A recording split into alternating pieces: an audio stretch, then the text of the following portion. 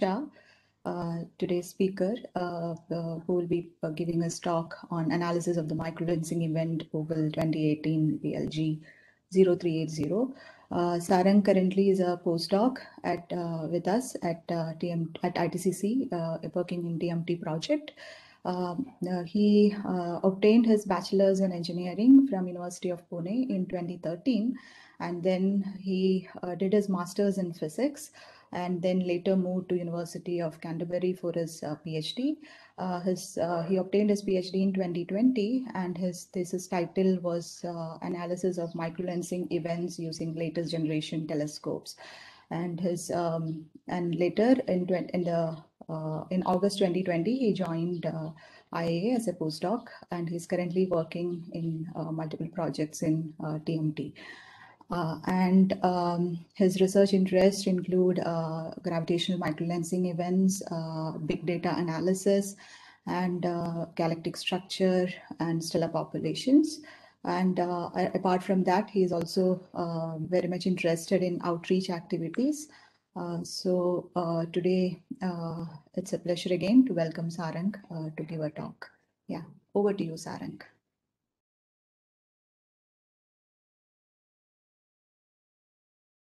Thank you, Smita, for kind introduction. So I'll start my talk. I'll put off my video.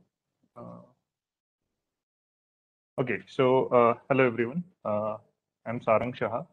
I'll be discussing one of my PhD projects, which is analysis of the microlensing event Ogle 2018 Bulge 0380.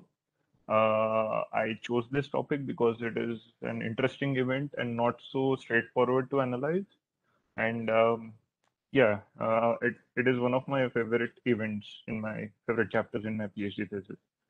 So this particular event was detected by the early warning system of the Ogle in the year 2018, and it was observed towards the galactic bulge, and it had the catalog number of 0380. So 30 years ago, when the first microlensing observation started, the number of microlensing observations were a single digit number, but now we have 4-digit microlensing events detected per year. And thanks to the development in astronomical instrumentations,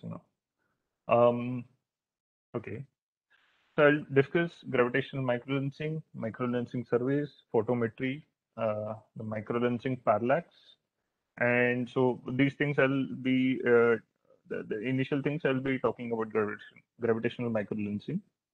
In the next part of the talk, I'll be finally telling how I analyze this particular event, because this event, by first look, it appeared as a planetary event, but then, yeah, I mean, people get deceived by what they see, and so this turned out to be something different than a planetary event.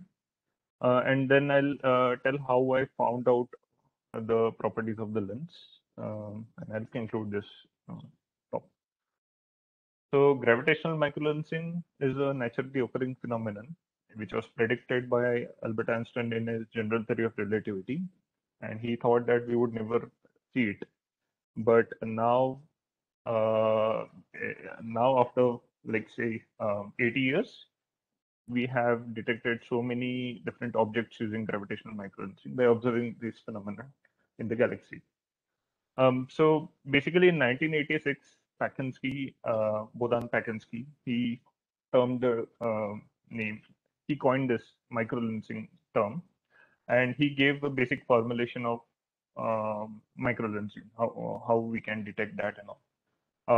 So later in 1991, Mao and Paczynski, they demonstrated that this phenomenon can be extended to detect the binary companion of a lens, which then Gould and Loeb. So they basically then used this concept to show that gravitational microlensing can be used to detect exoplanets. After this, the Ogle campaign started. Initially, the microlensing was observed by EROS and MACHO collaborations, which was Anglo-Australian and a French survey group. So they detected initial events, and they showed that yes, indeed it is possible. So OGLE was the first project, big scale project to study the microlensing phenomenon. And now, after the start of OGLE, 2 decades after that, we have uh, many more survey groups like KMTNet and MOA. So I'll be telling about them in the next slide. So together, these survey groups are giving so much information about the galaxy that it is not only used to detect the planetary systems, but also strange objects or heavier objects like black holes or some neutron stars and all, a variety of planetary systems. The advantage of gravitational microlensing is it can detect far away object. It does not require the light of the object to be detected because it is gravity based phenomenon. And a variety of mass and distance range can be probed using this phenomenon. The challenges are it is computationally expensive because you have to analyze so much of data and so many different combinations of parameters. You have to fit the model. So it requires a huge amount of processing power. So it's computationally expensive. It's a non-repetitive phenomenon. So once you have detected a microlensing, it is always good to get maximum number of observations so that we can constrain the features properly. Otherwise, once it is gone, then it is gone. So extensive observations are required, and then usually these phenomena are observed towards the crowded fields, for example, the galactic bulge, and um, this makes the photometry challenging towards these regions. So now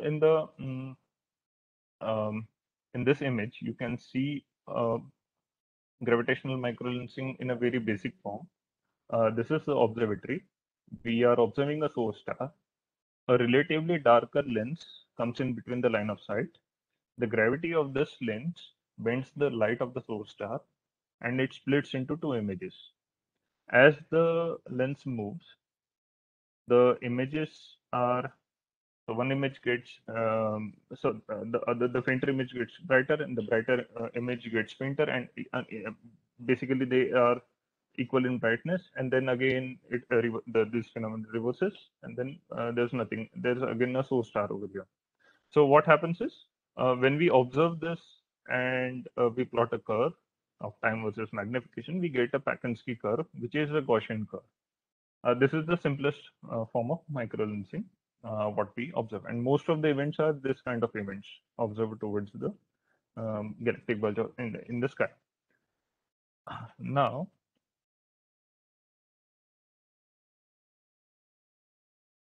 okay, so I'm sorry, but how can I? Yeah, okay. Um, so what happens is when we try to characterize this Pakinski curve, it is it is characterized by basically three parameters: U naught, T naught, and TE. Where U naught is the minimum lens source separation normalized to Einstein radius. T naught is the time at which the minimum separation occurs, and the TE is the Einstein radius crossing time. So if U naught is less, the magnification is more. So usually everyone is interested in the high magnification events because if the magnification is more, that means the lens and the source are crossing close to each other in the plane of the sky, and there are chances of the binary chances that the binary companion may be detected in this. So the right side, you can see that the circle is the Einstein radius, the lens is in the center. This dotted line is the source trajectory. The U naught is the minimum distance between the lens and source. And the equation for magnification is u square plus 2 divided by u under root of u square plus 4. This equation is called single lens, single source, or point lens, point source gravitational microlensing equation. Because stars are so far away and in the plane of the sky, we can assume them as point sources and point objects, basically point mass, not extended mass. So this is the equation for magnification. The RE is given, RE is proportional to the mass. So it is given by this equation. So you can see if the mass is more, the Einstein radius increases. And the Einstein radius normalized to the distance of the lens is the angular Einstein radius. So when I say that the TE is the Einstein radius crossing time, statistically what it means is more massive the lens, more is the TE. So usually if the time scale of any event which we detect is more, then we either think that it is a slowly moving event or it is a massive lens. So that it automatically becomes an interesting event to capture. Um, median time scale is around 1 month for the events. So most of the events are observed between 20 days and 40 days. They peak and fall within this range. But if an event is less than, let's say, 15 days or 10 days, or event is greater than, let's say, 6 months, then it is interesting event. An important phenomenon which we require in microlensing is a microlensing parallax. So it is an effect due to change in position of the observer while observing an microlensing event, which manifests as an apparent non-rectilinear source trajectory. So we assume in microlensing that the lens source and the observer all are in relative motion to each other. So for usually for 20 to 50 days time scale, any time scale less than 50 days, this motion can be assumed as a rectilinear motion. But what happens is if the time scale increases, then the orbit of the Earth around the Sun, it creates a non-rectilinear source trajectory. I mean the trajectories. Uh, so we see the trajectory as a non-rectilinear trajectory in this case. So then that brings some effect in the light curve, and that needs to be investigated. But there are also other ways in which microlens parallax can be measured. One is through space, that is use of any satellite which is at a minimum distance of 1 astronomical unit from Earth. So for this case, in the last decade, Spitzer Space Telescope was used because it was nearly 1.1 astronomical unit away from Earth at that time when the use started in the microlensing. And then Spitzer helped in constraining the parallax for many events, and therefore we could measure the mass of many events. So the third one is the terrestrial parallax. So if you see any microlensing event from Europe and if you see any other event from Australia, so the difference in the geographical locations of these two observatories, they can give the parallax for microlensing events. But this is only restricted to high magnification events. So mathematically, the parallax is given by this equation. Um, So it is a vector quantity having direction equal to the relative lens source proper motion and magnitude equal to the inverse of the projected Einstein radius. So it is important to measure parallax because once we measure parallax, it is easy to constrain the Einstein radius of the lens. Sarang, sorry to interrupt. There is a question in chat box. Okay, I'm not able to see Yeah. the So chat Rajguru, box. you want to ask? Oh, okay. No, yeah, I was just when you first introduced Einstein radius, I was just wondering what is it? How is it defined? Okay, so we'll go to this slide. Sorry to go back. I should have asked that itself. Fine. If you can just No. quickly say what it is, it can be good. Yeah. So Einstein radius is basically, in simple words, it is that region of space and time which will bend the light of the source. So more massive the lens, the more is its Einstein radius, and therefore the more is its ability to bend the light.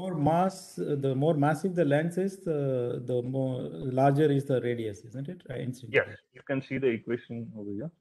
Einstein radius is directly proportional to the square root of the mass. Okay. So is it related to the Einstein ring, which we see in some images?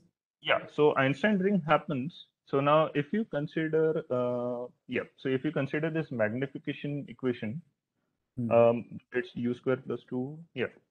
Now, at Einstein ring, what happens is mathematically, the magnification becomes infinite. So that time what happens is this u naught becomes 0. So u naught is close to 0, or theoretically it becomes 0. So when t is equal to t naught, this equation u will become 0, and then the magnification will become kind of 0 by 0 or infinite. So at that time, the ring, what we get, the images which we get, they form a ring over there. Yeah. Okay. But not in all cases the magnification is so high, because there is always some distance between lens and source in the plane of the sky. Yeah. Okay. Thank you. Yeah. So it is, yeah, I was talking about microlensing parallax. So it is important to measure this parallax, because if we measure the parallax, we can easily constrain the mass of the lens, and then we can also get the distance of the lens and all, if we get the parallax. Unfortunately, not all events are fortunate to get microlensing parallax signal in them. And this event, which I analyzed, was one of those unfortunate events. So I had to rely on a different method to infer the mass of the lens and the distance to the lens, which I'll talk in the further slides. So microlensing surveys, the first image is of Google, and the second image is of MOA, which is the microlensing observations in astrophysics. It is um, um, observatory. So University of Canterbury has its Mount John's Observatory. So Osaka University has started this MOA survey on that region in the New Zealand. Then there are three telescopes, which is a newly started survey, microlensing survey called as KMTNet, which was started in 2016. So it has three telescopes in Chile, South Africa, and Australia. So together, all these groups provide good amount of data to analyze a microlensing event today. The last thing I would like to introduce you to is photometry. Now, this is a typical image of a galactic bulge field observed by KMTNet, this CTIO, the Chile telescope. Because Chile is very good, so I took images from that telescope. The sky is very good over there. So it's a crowded field image, and what we do is my supervisor had made this software called as PyDIA. It's Python-based difference image analysis software. So what we do is we take a series of images, because this is a time series phenomenon. So we take a series of images from any starting date to any end date where the phenomenon is observed.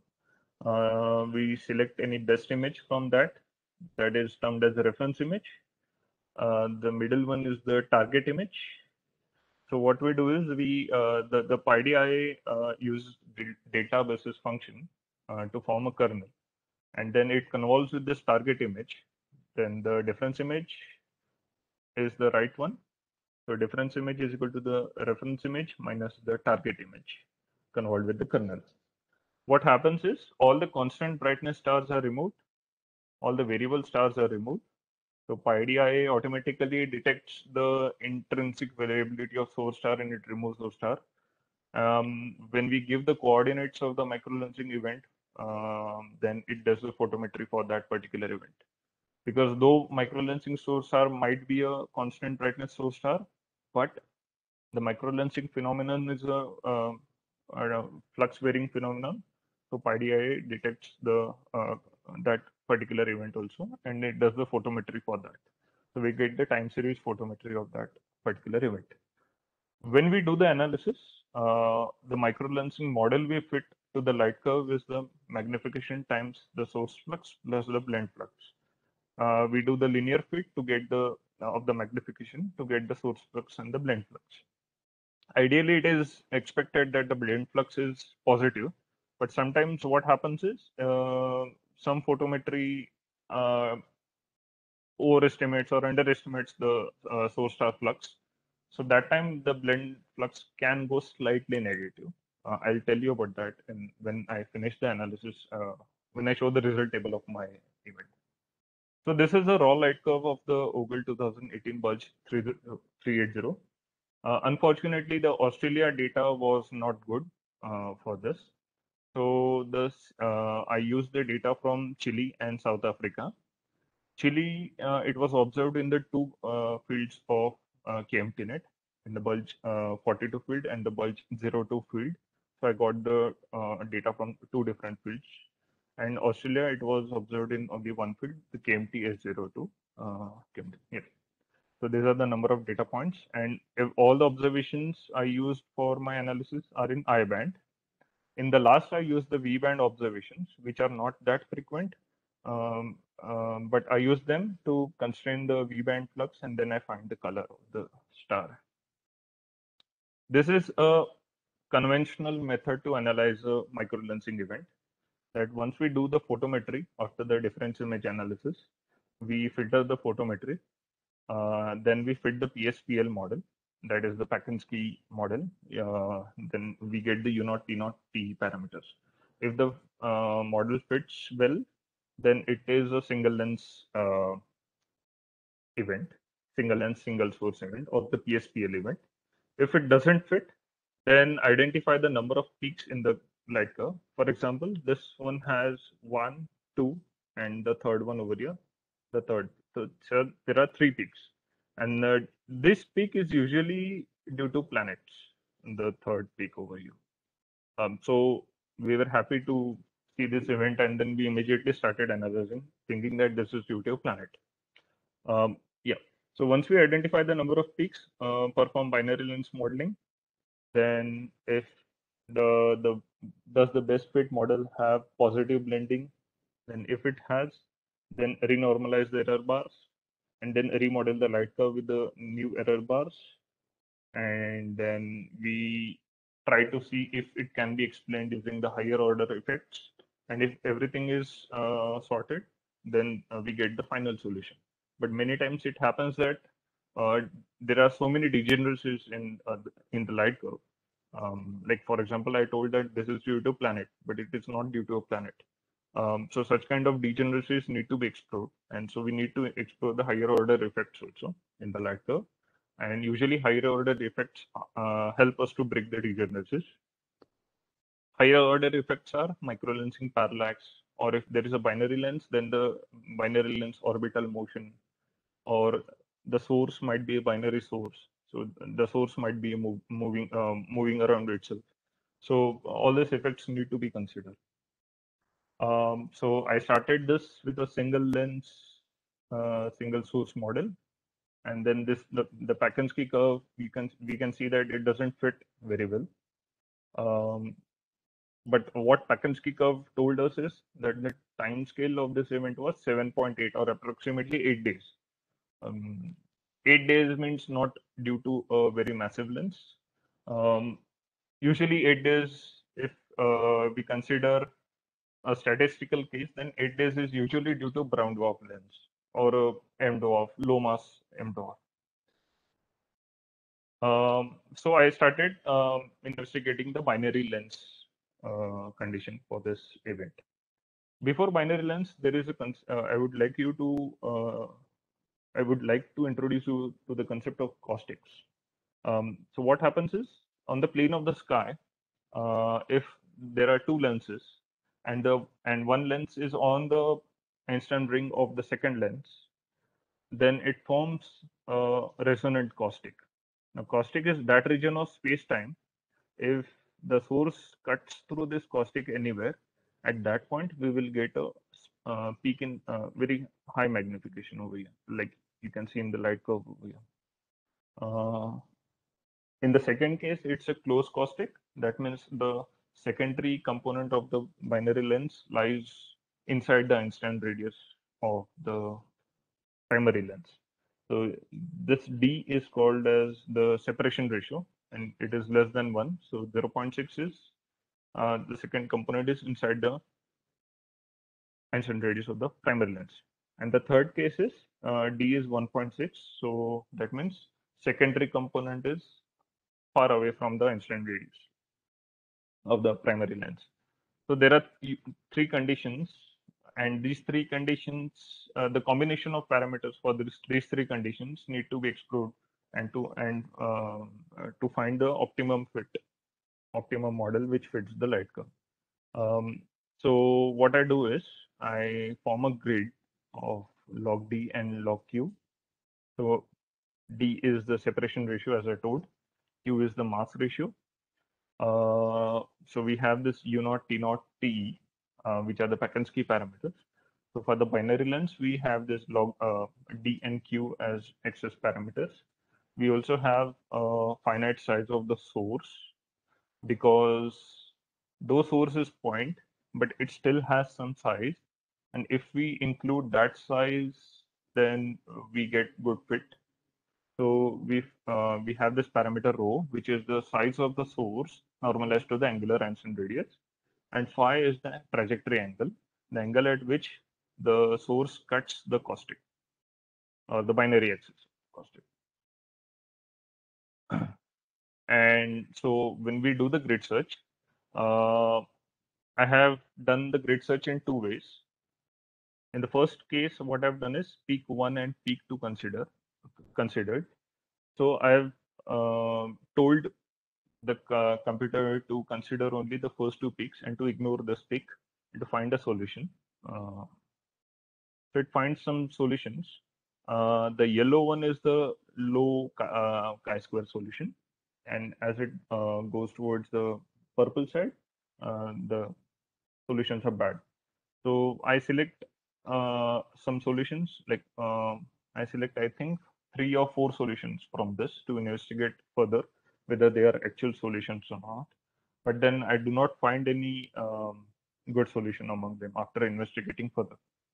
Second, what I do is next time I tell the computer to consider the second and the third peak.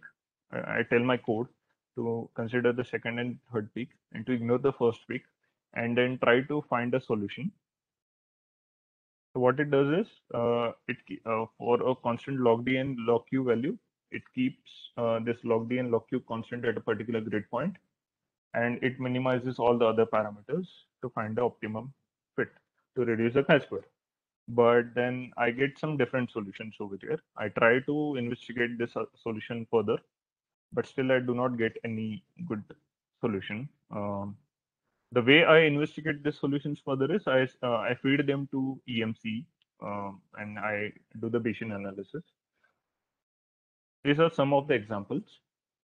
So so what happens is first two peaks are matched, but then the third peak is not matched. It fails to find a solution which goes to third peak. Yeah, so then you can see not all the solutions converge. Ultimately, I don't get a good results in any of the solutions. So this is when I go through a conventional method. Now what happens is, if I see this diagram again, there are 3 peaks in my light curve. So definitely there are 3 caustics involved, and 3 caustics are only in the closed case, the closed binary case. That means from after observing the light curve, one case is evident. I mean, we are clear with one thing, that this microlensing event is due to a closed binary system. But if we see the grid search, all the solutions what the grid search is giving is towards the wide side.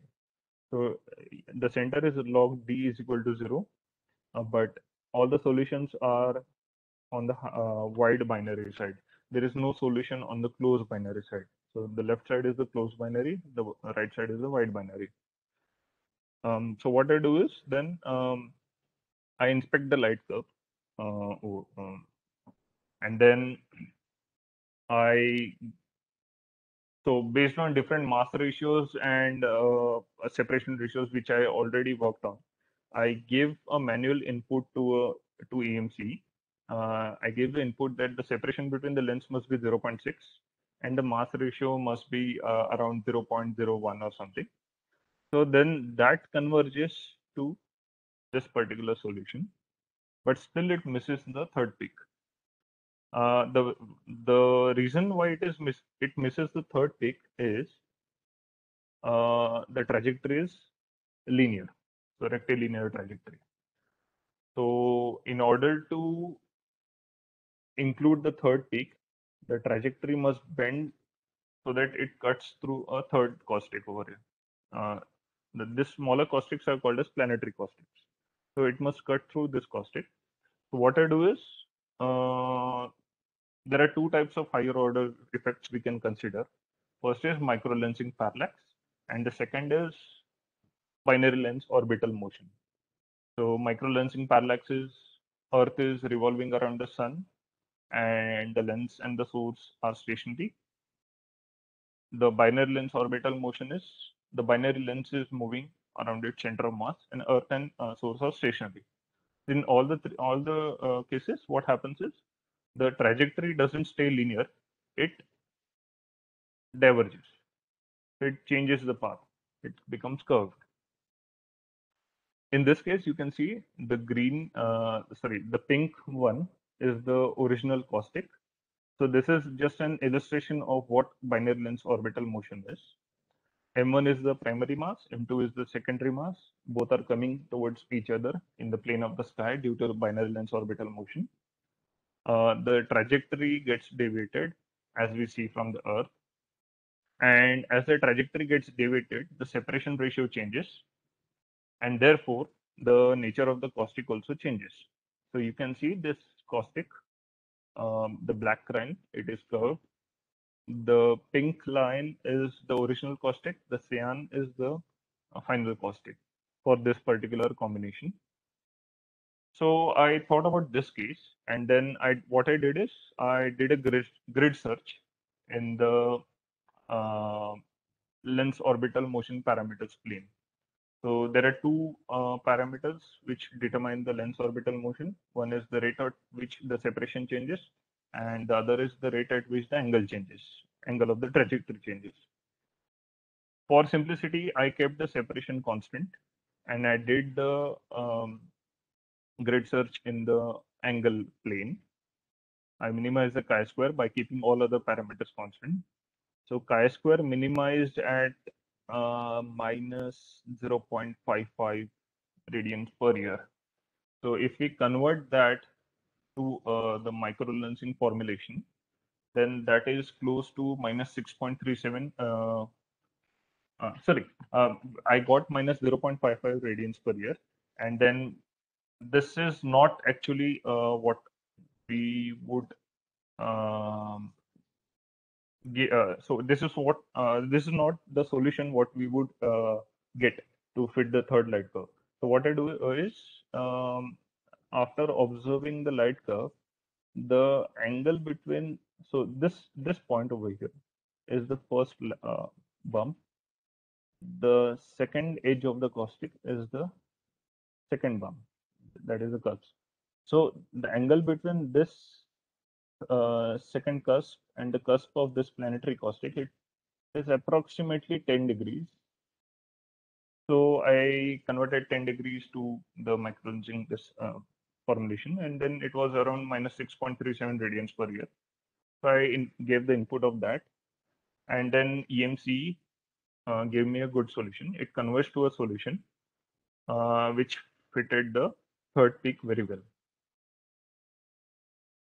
Now, once I get a good solution, there are no residuals and all. So I renormalize the uncertainties because different data points are observed by different telescopes. And so different telescopes have different sources of uncertainty and all. So I renormalize the uncertainty such that chi-square per degree of freedom becomes 1. So the parameters I use for renormalization is sigma 0 and E min. So sigma 0 is the original uncertainty. There is a constant factor which needs to be multiplied, and there is another constant factor E min which needs to be added, the kappa and E min. So I So I basically try to find these two factors in such a way that chi-square per degree of freedom becomes 1. And this is my final solution in the bottom. So what happens is there is not much difference in the solution, but then at least there is no data set gives a weightage to the model, because uncertainties are given by photometric packages and they might be underestimated or overestimated. So so by doing this, we make sure that we give equal weightage to all the different data sets. Ultimately, what I do is I try to involve parallax. I try to include parallax. So my solution becomes more better. I try to see if parallax gives me a better chi-square.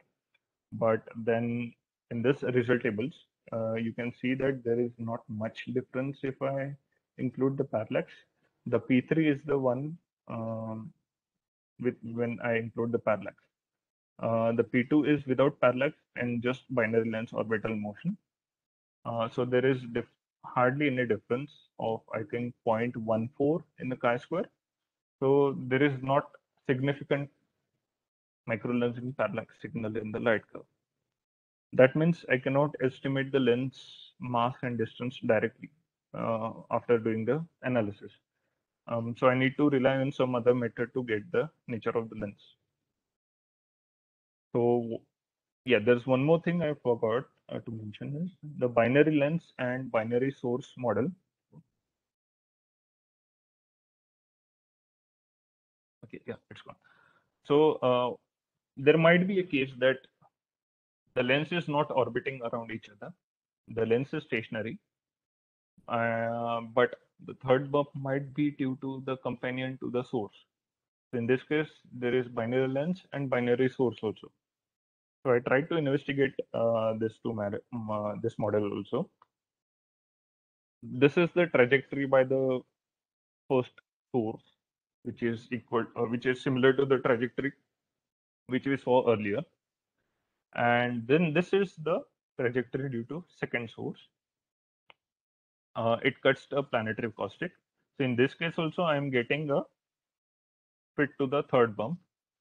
But then if we see there are some systematics in the residual. So definitely this model is not favored.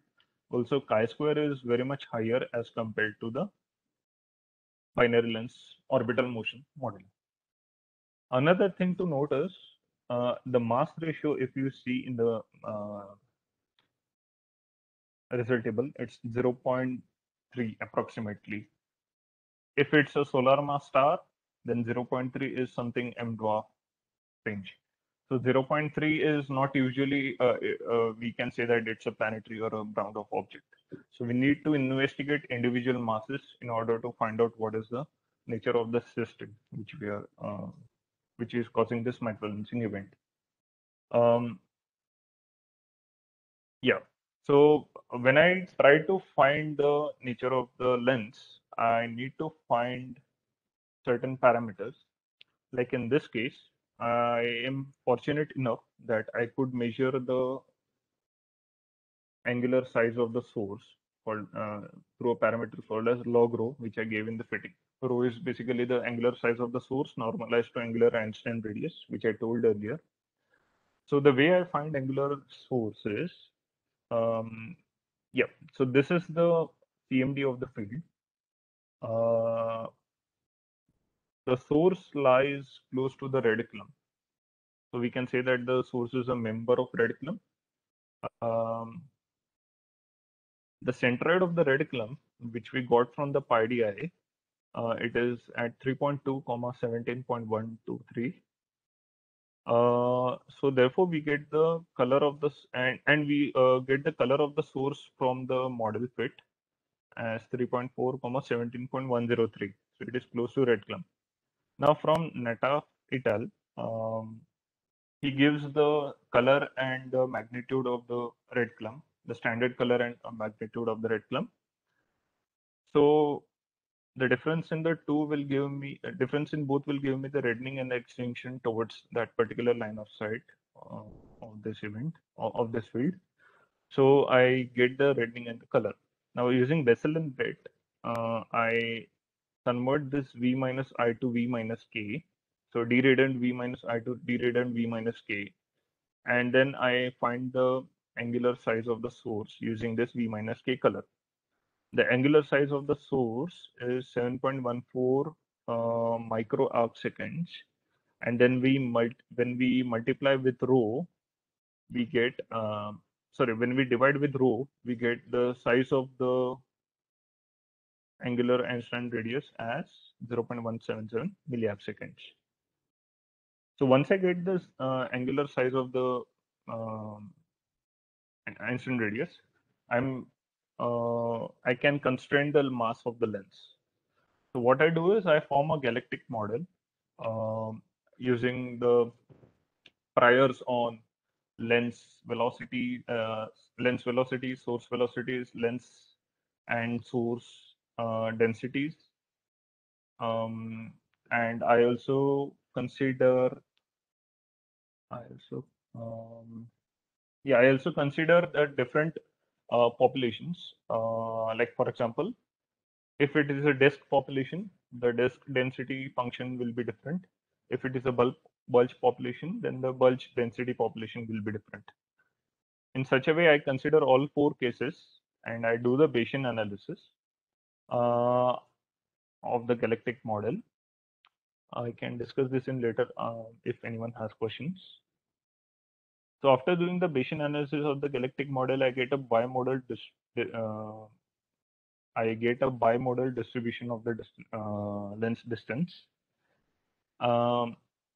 The first column is the distance to the lens. The last one is the distance to the source. And this is a source velocity distribution. So this is the posterior distribution of the lens distance. Now bimodal distances, because we are not able to measure the parallax, so we are not able to give a constraint on lens distance using parallax. We are only giving a constraint using the angular Einstein radius. So that's why we are getting a bimodal distribution. But then you can see that the bulge is favored than the disk if we consider the other parameters like PE, mass ratio, and other things. So this gives me the mass of the secondary as 48 Jupiter masses and mass of primary as 0.17 solar masses. I'm sorry, there's a typo here. But what happens is, if there's a lens orbital motion, there's a parameter called as beta, which is the ratio of the projected kinetic energy to the potential energy of the system. So when we feed the lens distance and mass to this equation, we find that beta is 2.096. Now, ideally, if the system is bound, the ratio is less than 1. If the system is face on, the ratio is close to 1. If the ratio is greater than 1, then the system is unbound. There is a very less chance that the system is unbound and it happens to come together to form this microlensing event. So what I did is I gave a constraint into my galactic model of this equation also, beta. And then using this constraint, I found this particular posterior distribution. Now I force my beta to be less than 1. And therefore, my lens and the lens distance, source distance, and the mass of the lens automatically gets changed so that the beta is less than 1. So in this case, I get beta is 0.91. The distance to the lens is 7.19 kiloparsec. The distance to the source is close to 8 kiloparsec. That means it's in the bulge. The mass of the primary is 0.27. The median mass is 0.27 solar masses. So it's a M dwarf range, mass range, and the mass of the secondary is 80 Jupiter masses. So the secondary lies on the brown dwarf M dwarf mass range. So it's not a planet; it's something different system, some different system. This is what we find from this galactic model. So conclusion, gravitational microlensing is useful in probing different objects in the sky. Modeling of events is computationally expensive and degeneracy needs to be investigated. Model parameters can sometimes be guessed from the nature of the light curve, and not all perturbations in the light curve are due to planet. And in the absence of parallax information, the method of Bayesian analysis of galactic model has to be relied on because we don't have any other option. Adding more constraints to the galactic priors can increase the accuracy of the results. And yeah, these are my references. Thank you. Yeah, thanks, Sarang. Are there any questions to Sarang? Please unmute yourself and ask.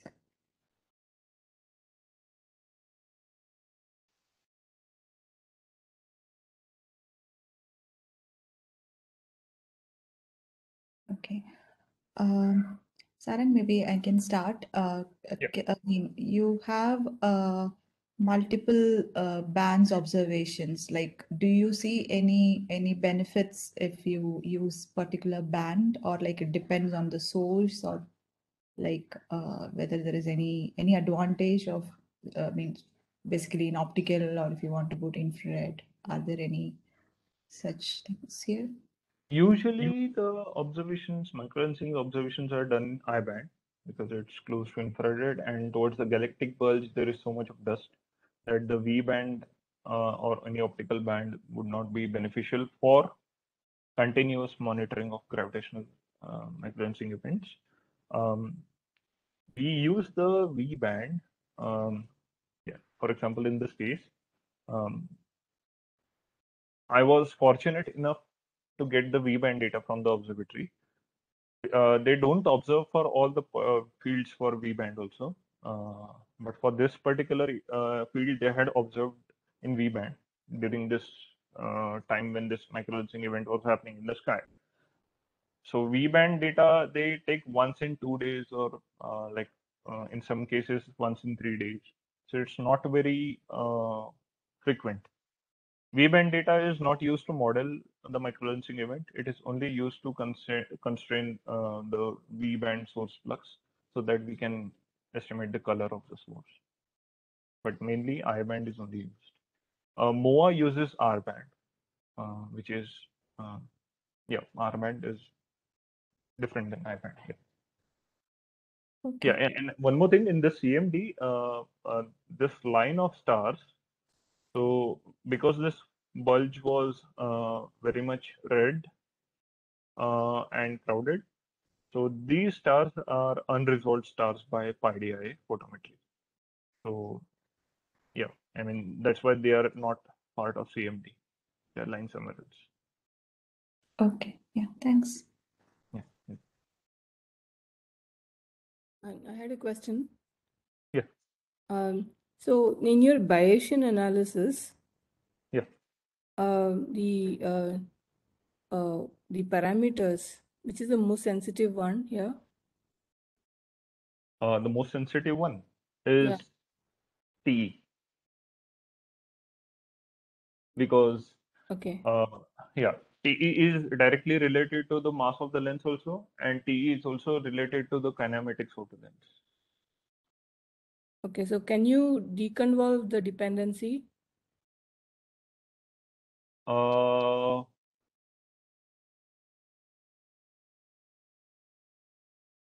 I can, but TE is what we measure from the light curve. So it is the only information we get from the light curve. So it makes no sense to remove TE from this equation. No. I'm saying that there are two components, no, to TE. Is there any other way in which you can constrain? But okay, you're giving one parameter and you're getting only one out. Yeah, this is the case when I don't have any other parameter, like for example, parallax. So since I did not have parallax, I converted the parallax to theta e using the relation over here. So the mass of the lens is the relative length source parallax divided by kappa. It's a constant by relativity, and pi e square. Now, since I don't have pi e, but I have theta e, so this equation is naturally constrained by theta e. But in my model, I had the chi-square difference of 0.14, and 0.14 chi-square difference gave me certain very feeble parallax signal. I used that also in this case. But then mainly this equation was the mass was constrained by theta e, and then theta e along with t gave me helped me to constrain my lens distance. Okay. Yeah, thanks. Thank you.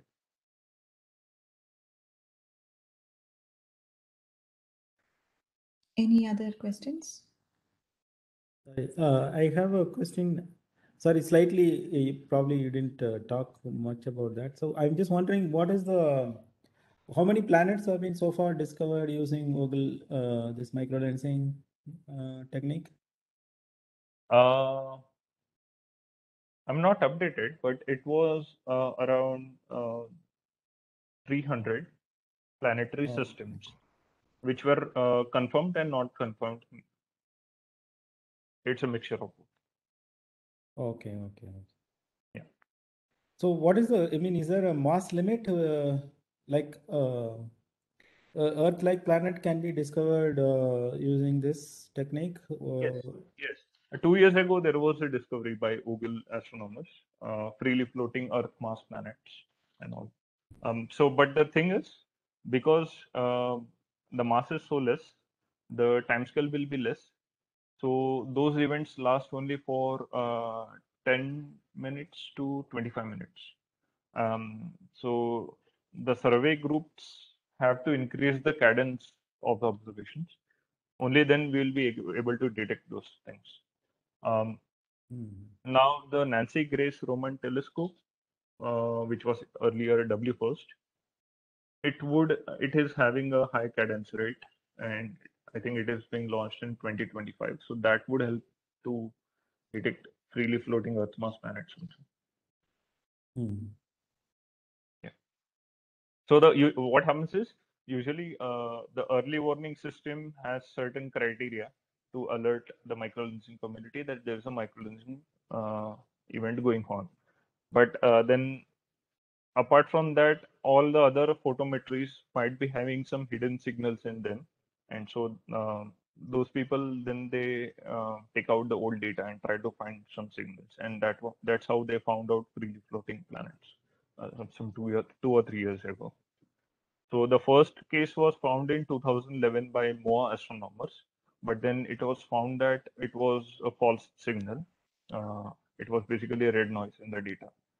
But then the OGLE astronomers, using the OGLE data and some different statistical techniques and detrending of the photometric data and all, they found some new events which were really floating. Yeah. Okay. Thank you. Yeah. Thank you.